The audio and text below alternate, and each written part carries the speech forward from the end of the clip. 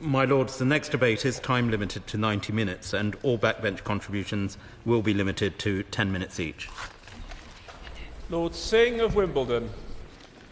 My Lords, the first week of June will mark the 30th anniversary of the Indian government's attack on the Golden Temple, the Vatican of Sikhs. The attack was deliberately timed to coincide with the martyrdom anniversary of the temple's founder, Guru Arjan, when the huge complex would be full to overflowing with pilgrims. Tanks and armoured vehicles were used, and on conservative estimates, well over 2,000 pilgrims were killed. Eyewitnesses told of how some who surrendered were tied up with their own turbans and shot. Other eyewitnesses outside the temple complex, including my own in-laws, described with horror how they saw groups of pilgrims being herded together and then dispatched with hand grenades. Many of the atrocities were reported in the British and world press.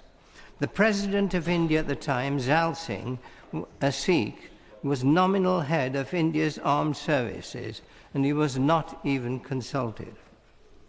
Every June, Sikhs remember the huge loss of life and the mindless damage to the Golden Temple, the historic centre of the Sikh faith. And the question arises, why did Indira Gandhi resort to such brute force against the Sikhs? The Indian government version, unquestioningly accepted by our government, and I speak as a British Sikh, was that there were 17 wanted separatists, to use the Indian government's jargon, holed up in the Golden Temple. And they were a threat to a country of 1 billion people. The absurdity is obvious, nor does it explain why 40 other historic gurdwaras in Punjab were attacked at the same time. Sikh gurdwaras, my lords, are open to all. Why weren't the so-called separatists simply arrested by the hundreds of soldiers and police who daily entered the Gurdwara for the traditional free food? My lords, what Sikhs were demanding at the time was a fair share of Punjab's river waters to irrigate their fields, and more importantly, fair treatment for all of India's minorities against growing evidence of majority bigotry. Earlier in the same year, hundreds of Muslims in Mumbai were massacred with a mob carrying banners proclaiming majorities have their rights. The true reason for Mrs. Gandhi's vindictive attitude to Sikhs stemmed from her prison conviction for electoral fraud in the election of 1975, her seizing power and imposing dictatorial rule. Her son Sanjay had married a Sikh, and she turned to Sikhs for support.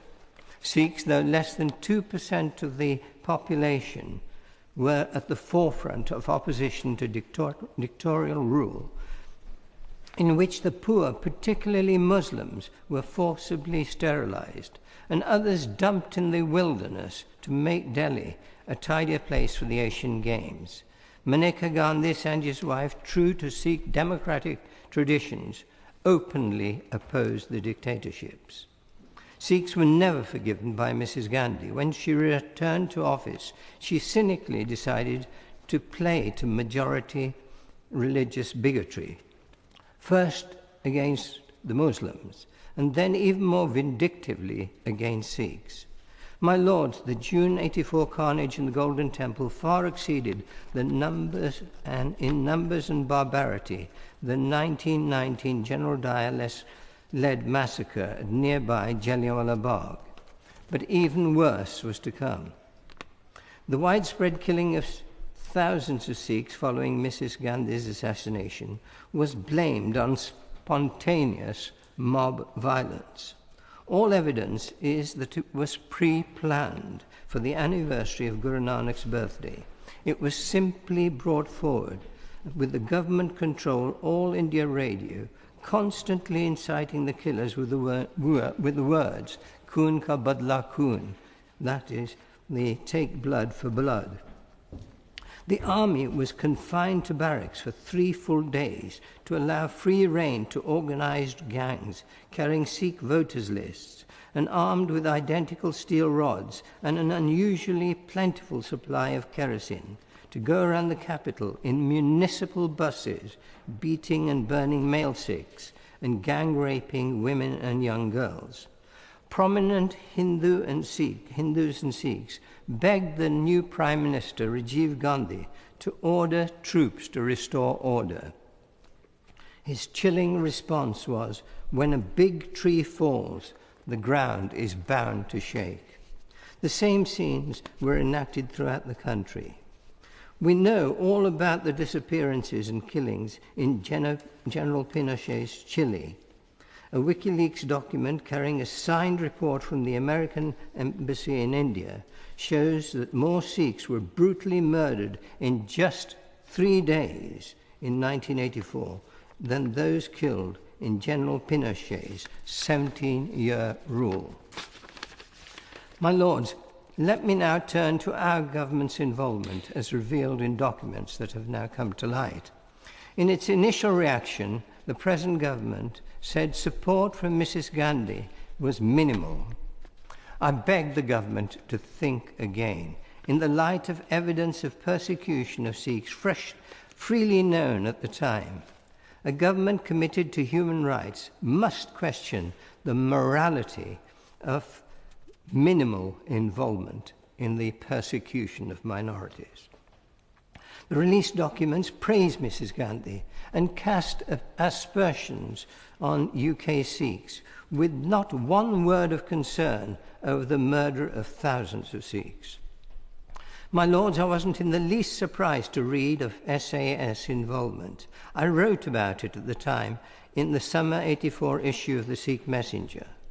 Nor was I surprised by evidence linking British support to Mrs. Gandhi for a £5 billion arms contract and the need to keep Mrs. Gandhi happy. In November '84, I went to see a senior cabinet minister to seek government support to end the pogrom against Sikhs. I received the reply, "Inderjit, we know exactly what's going on, but we're walking on a tightrope.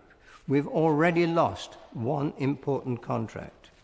At the time, I was a member of the UNA where we discussed the killings. The director, Malcolm Harper, formally raised evidence-based concerns with the government, asking it to support a UN inquiry into the killings. The all-party group, and I made a presentation to the all-party group on human rights, then chaired by the noble Lord Avebury. The all-party group decided to send 2 parliamentarians to investigate. The High Commission refused them visas. They appealed, saying that the visit would help improve Hindu-Sikh relations. They were again refused. Sikhs accept that today's government is in no way responsible for the mistakes of the past, but it can and must help to heal wounds. I was in Westminster Abbey this morning and heard Archbishop Desmond Tutu quote the words, "A time for healing has come." A healing of wounds has come. This is true for the wounds in the Sikh community, opened further by the new revelations. My Lords, I'd like to take this opportunity to thank many in the Hindu community who had sheltered Sikhs at the time of the killings. Others risked their lives, carefully documenting the names of Congress Party leaders inciting mobs to kill. Sikhs owe them a great debt. My Lords, 2 of the 3 main political parties in India have declared their support for an open inquiry.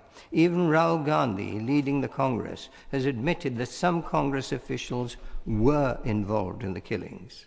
Speaking in the Indian Parliament in 2005, Prime Minister Manmohan Singh made the revealing comment, 21 years have passed and yet the feeling still persists that somehow the truth has not come out.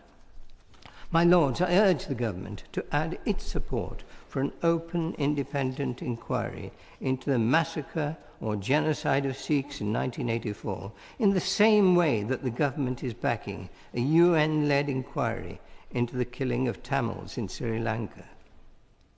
Against this, all offers of government assistance and offers to talk to Sikhs pales into an unnecessary distraction. 83,000 Sikhs gave their lives supporting Britain in the two world wars. In comparison, giving public support for an open UN-led inquiry is a small ask. Not to do so will give a clear message to Britain's 500,000 Sikhs and to others concerned with human rights that the UK government is ambivalent and selective on issues of human rights. As director of the network of Sikh organisations, the oldest and largest grouping of Sikhs in the UK, and the more recently formed Sikh Council, I offer my full and unconditional support to the government to help end the 30-year nightmare suffered by Sikhs. We are confident that our government will not let us down.